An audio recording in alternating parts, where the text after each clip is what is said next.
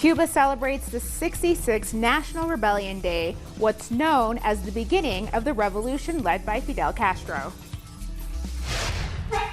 58 cities around the world hold demonstrations and take action in solidarity with social leaders in Colombia.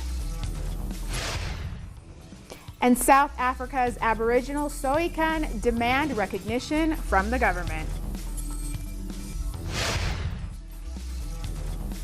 From the headquarters of Telestar English in Quito, Ecuador, this is From the South, and I'm Camila Escalante.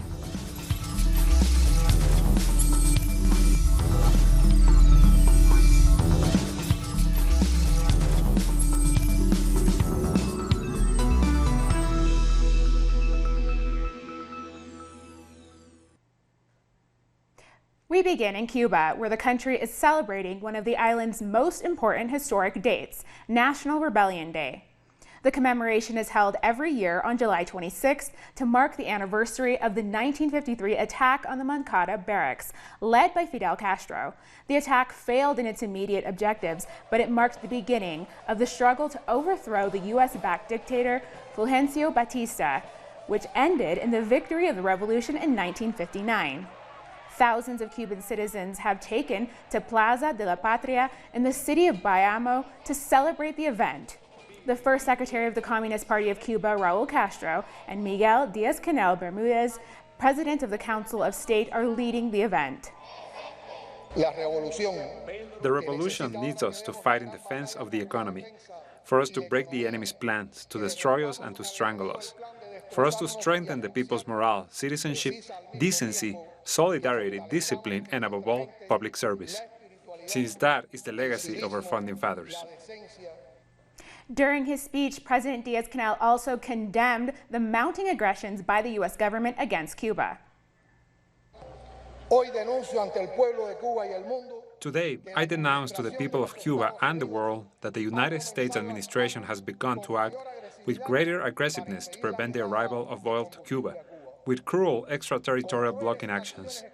They try to stop the arrival to Cuban ports of oil tankers, brutally threatening shipping companies, the governments where these vessels are registered, and insurance firms. The genocidal plans to affect even more the quality of life of the population, its progress, and even their hopes, with the objective of hurting the Cuban family in their daily life, their basic needs, and also accuse the Cuban government of inefficiency. They aim to cause discontent and social outbreak. Our correspondent, Eliane Fernandez, has been at the celebration in Bayamo and sent this report. We are here in the Plaza de la Patria in Bayamo, where this commemoration took place. It marks the 66th anniversary of the attack on the Moncada and Céspedes barracks. The first secretary of the Cuban Communist Party, General Raúl Castro, presided over the event, and in the main speech, President Miguel Díaz-Canel repeated the determination of the government and the Cuban people to confront the new sanctions imposed by the United States. But he said this would be done with creativity and working all together as one country. The president again held out the possibility of talks with the United States, but without any possibility of this placing conditions on Cuba's foreign policy. For example, he said Cuba would never betray its friends, clearly in reference to Venezuela and Nicaragua. He also said Cuba needed to press ahead with the development of an integrated economy. So he sent a clear message to the United States, friendship between the peoples, but no concessions on Cuba's independence. The national flag, designed by independence fighter Carlos Manuel de Céspedes, was raised in the Revolution Square in Bayamo, some 700 kilometers away from Havana. These women, dressed like the Mambisas, who fought in La Manigua against the Spanish colonizers, are witnessing the ceremony commemorating the 26th of July. The atmosphere for July 26 is huge. Cuba has made great strides, and we want to keep moving forward. We are not afraid of any blockade. The spirit of rebellion has always accompanied the citizens of Bayamo. This was the first city taken by anti-colonial rebels. The national anthem was also written and sung here for the first time. In 1869, the city was burned to the ground by its own inhabitants who refused to let the enemy take it over. Another crucial event is the raid on the Carlos Manuel de Céspedes barracks on July 26, 1953. led by the then young leader, Fidel Castro. The raid was part of the continued fight started by Céspedes and was led by ideas of José Martín. As Fidel once said, Martín was an intellectual author of the revolution and chose Bayamo both for his fighting spirit and its geographical location. Here, they stopped the reinforcements from reaching Santiago de Cuba. According to regional authorities, Granma was chosen as this year's host for the July 26 celebrations, not only for its history, but also for its economic performance, especially in farming, fishing, and food production. Granma contributes more than 2 million liters of milk to state food programs. It has well-developed cattle farming, and it also contributes to other sectors of the agriculture. This year's celebrations come in the context of a worsening U.S. blockade that has the purpose of creating discontent in the population and strangling the economy of the island. As part of the celebration of National Rebellion Day, the citizens of Granma assured that their traditions showcase the determination with which, regardless of Washington's interventionist actions, the people of Cuba will resist. And still in Cuba, Cardinal Jaime Ortega Alamino has died at the age of 82. According to his personal secretary, the cardinal passed away after a long battle with cancer. His funeral will be held at the Havana Cathedral. He is remembered as one of the island's leading political figures and for his role in helping achieve the 2014 detente between Cuba and the U.S. And Cuba's President Miguel Díaz-Canel sent his condolences for the death of the Archbishop Emeritus of San Cristobal of Havana. Díaz-Canel recognized Ortega for his contribution to the strengthening of relations between the Catholic Church and the Cuban state. Foreign ministers of the BRICS bloc of countries have met in Rio de Janeiro ahead of the Ministers' Council meeting. During the talks, they are expected to look into key political and economic issues and in cultural areas in preparation for the 11th BRICS summit scheduled to take place in Brasilia in November. BRICS is an international economic bloc made up of Brazil, Russia, India, China, and South Africa. During the meeting, the Russian foreign minister warned about anti-Iran steps being taken by Western nations and how these are leading to rising tensions in the Persian Gulf. The Iran issue sparks serious concern. Our U.S. colleagues have not only withdrawn from the Joint Comprehensive Plan of Action, which was approved by the UN Security Council, but also issued threats of illegitimate unilateral sanctions against other countries, trying to prevent them from complying with the UN Security Council resolution, which is legally obligatory. We call on our Iranian colleagues to stay firm. We would like to highlight they keep on adhering to the Treaty on the Non-Proliferation of Nuclear Weapons and the Agreement on Guarantees with the International Atomic Energy Agency, as well as the additional protocol to this document. I hope you understand it is counterproductive to demand only Iran to comply with the Joint Comprehensive Plan of Action unilaterally, when other members of the treaty, especially our Western colleagues, do not wish to do so. 140 Venezuelans are returning to their home country from Brazil under the Return to the Homeland Plan. They were seen earlier preparing to depart from Boa Vista. The total number of repatriated Venezuelans, most from neighboring countries of the region, is now 15,111 as of today's date, though the larger share of those who've returned have gone back by bus. Of that total, 78 flights have returned citizens home, the majority from Peru and Ecuador. Delegates from more than 120 political parties and social movements are meeting in Caracas, Venezuela for the 25th summit of the Sao Paulo Forum, Latin America's largest gathering of leftist organizations. This year's conference seeks to come up with solutions to the challenges facing the region. The Sao Paulo Forum has played a key role in shaping Latin America's political history in the last 30 years. This year's summit comes at a time when the left is facing numerous challenges. The delegates therefore have the task of overcoming these challenges that have emerged in the last couple of years. It was not only a possibility, but we had it. For this was created in a very glorious moment of the region with Lula, Chavez, Kirchner, Correa. So I believe that this is the moment to raise voices and to act. It is a very important space resistance and inspiration. We believe that social movements and political parties have built a very strong force to resist imperialism. The social movements and political parties, drawn from the 5 continents that have gathered at the forum, are engaged in finding solutions to various problems that people around the globe are facing. Their aim is to come up with answers from the left.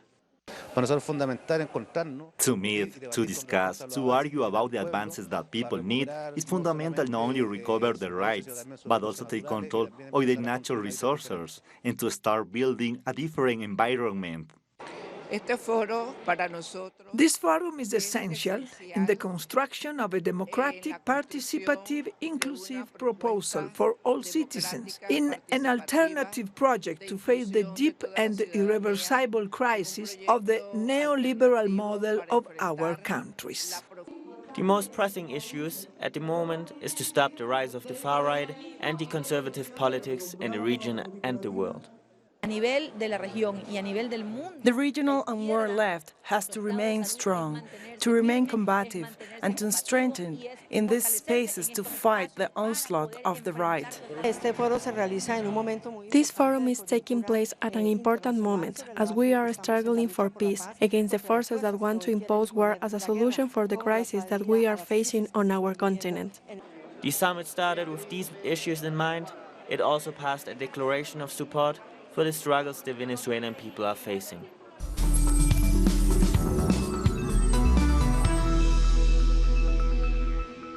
Welcome back. 58 cities around the world are holding demonstrations in solidarity with social movement leaders in Colombia. They're calling for an end to the wave of murders. These are images from Quito where demonstrators, many of which fled Colombia to neighboring Ecuador, say that there's no peace in Colombia without the faithful implementation of the 2016 peace accords by the government of Iván Duque.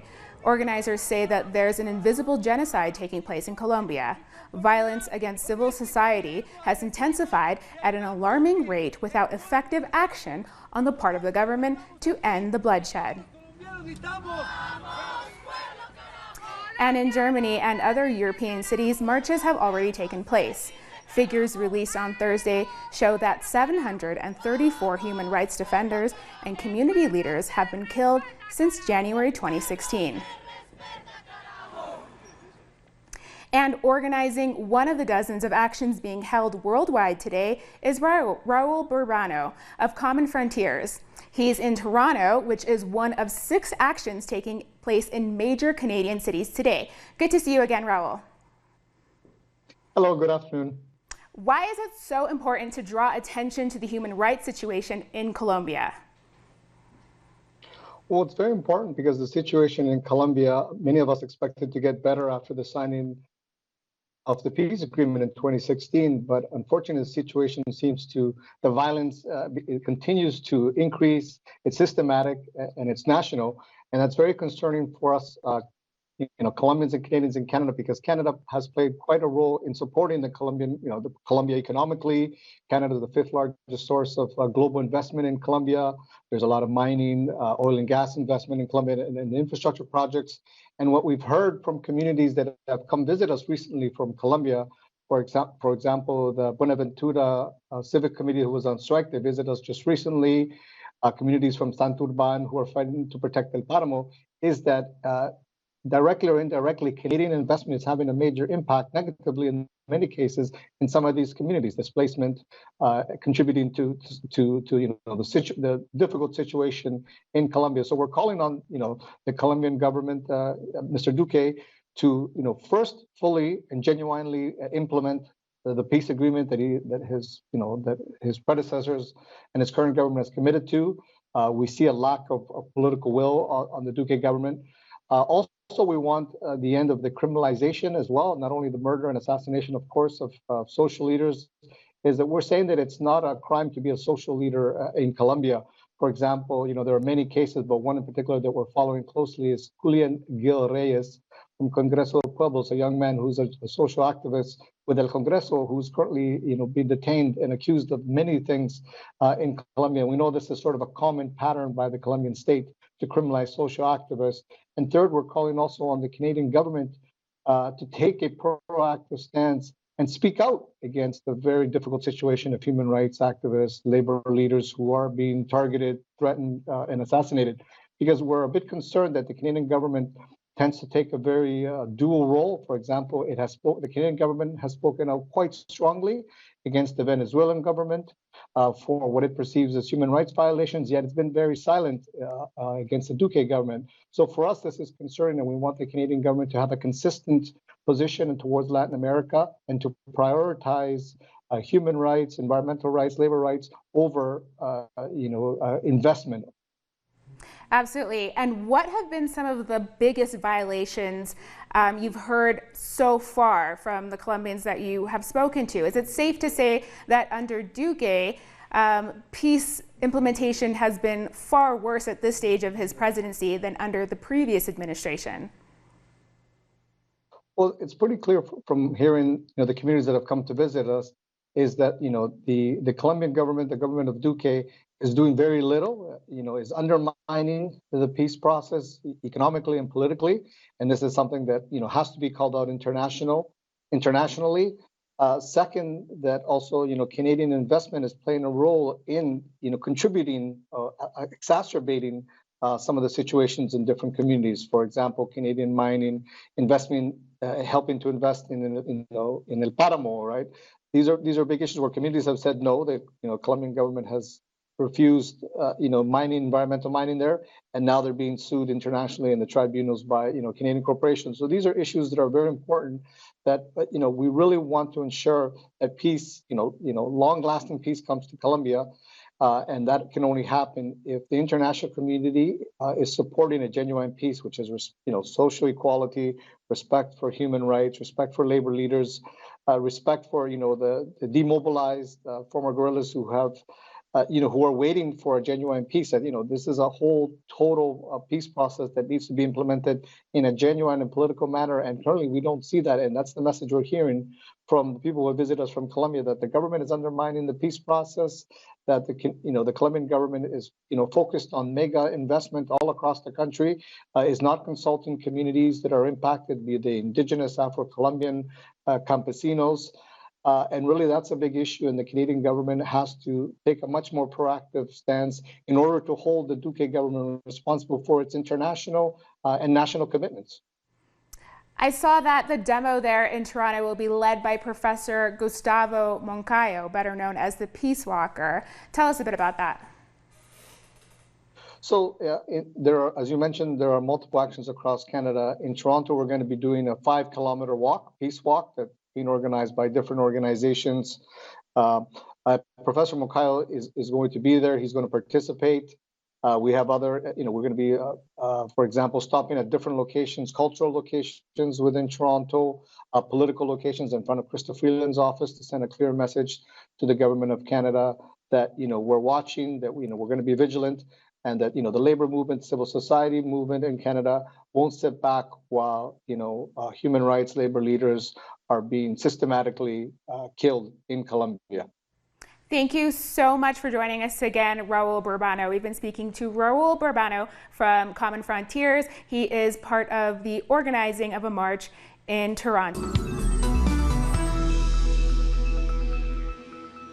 Welcome back. In northeast Nigeria, 2 people have been killed and several wounded after Boko Haram fighters raided a camp for people displaced by the armed conflict. Dozens of militants on motorcycles stormed Dolori camp, firing at people and looting food supplies after overrunning a nearby military base. Dolori camp and the neighboring village have been repeatedly targeted by Boko Haram fighters and suicide bombers. This week marks 10 years since the armed group began its bloody insurgency in northeastern Nigeria, which has spread into neighboring Niger, Chad, and Cameroon. The Aboriginal people of South Africa say that they want recognition from the country's democratic government. Representatives of the San and Khoi people have taken their protests to the doorstep of the president's office, and they won't be moving until they're recognized as the first people of the country. The people known to be the Aboriginal people of Southern Africa, now known as the Khoisan, say they are yet to be given their rightful place in South Africa. This is Chief Khoisan SA, a man who's been leading a 7-month protest outside the president's office in the capital, Pretoria. He's been camping on the lawns of the seat of government with his family, calling on government to do the right thing. Well, the government has already approached us in the background regarding that they've basically said that they will make one of the dialects, the Nama dialect, official in the Northern Cape, which we said it's unacceptable. We can't accept a language to be official only in one province where there's 9 provinces in South Africa. The well-known recognition of the Khoisan people is on the country's coat of arms. Even the motto is written in one of the languages, but Chief Khoisan SA says it's not enough. South Africa is also in the middle of winter, and camping at this time is definitely not for people without a cause. Well, we only survive because of good Samaritans, that's what I call them. People that have listened to our story on TV, as also on the newspaper, and just come here and read around the placards, the boards. These are the people that come and approach us. They're the ones that give us donations. The Union buildings here in South Africa's capital, Pretoria, is probably the most strategic place to stage a protest like the Aboriginal people of South Africa here behind me, not only because it's the national key point, but it's also the seat of government. So the president and the deputy president will be able to see this protest taking place just outside their office on the Union building's lawns. But whether they will set a solution for them or not is something that remains to be seen. I'm Matiba Mahlachi in Pretoria for Telesur. On June 5th, 2019, Trevor James, a Trinidad national living in the United States, was taken into custody by Immigration and Customs Enforcement officers, despite being a green card holder. We were joined earlier by his sister, Solange James, who explained how he had been working legally in the U.S. with an F1 visa, and he was in the process of updating his temporary 2-year green card when the arrest occurred. His attorneys filed to have his green card case reopened on June 25th. So you see that was almost 6 weeks ago. It's been 8 weeks now since he's been detained. It's working its way through the courts. We were told it could take up to 3 months for a judge to review his case and make the decision as to whether they need to reopen it. Once the case is reopened, then we would have to secure a bond attorney and seek bond. And bond can then take another several months from what we're being told, and bond can then potentially be denied. Stewart in particular is one of the most atrocious detention centers in the United States, in the Southeast. 94% of the individuals who go to the Stewart Detention Center will either be deported or will sign documentation saying that they will voluntarily depart from the United States. They're essentially being subjected to such inhumane conditions that they will say, I will leave. There's always this discussion or this distinction between legal versus illegal. And, our family went through the process correctly. My brother did not commit a crime. That's not why he was taken into ICE custody. From what I'm being told by attorneys, this is happening all over the United States. I have 3 attorneys, one from New York, one from North Carolina, one from Florida, who are saying that they are seeing a massive uptick in these cases of green card holders, especially those who are were given a temporary green card and were going through the extension process, who are having their cases closed unbeknownst to them or their attorney. So it just kind of seems like a purge almost. So it's really frightening. We've come to the end of this news brief. You can find these and many other stories on our website at tellusorenglish.net. And join us on social media, Facebook, Twitter, and Instagram. For Tell Us